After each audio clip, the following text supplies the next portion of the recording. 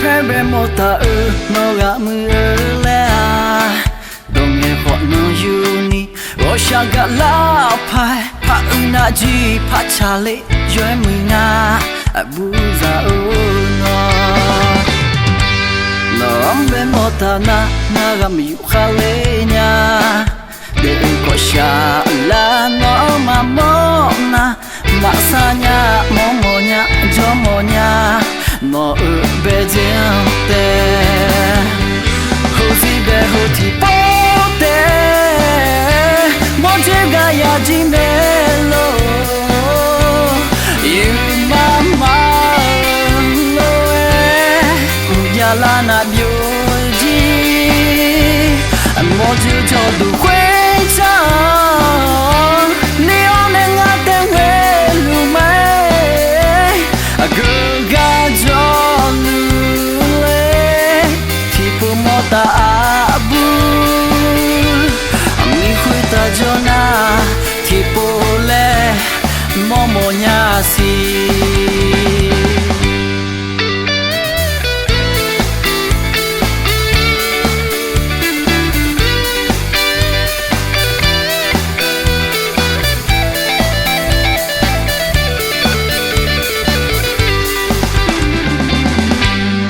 Prebe mota no ga mule donge ho no yuni osha ga la pai pa una ji pa chale yue minga abuza no no ambe mota na ga mi khale nya de ko sha la no mamo na masanya momonya jomonya no ubediente Hosi be hoti pote Monjega ya jimelo Mama loe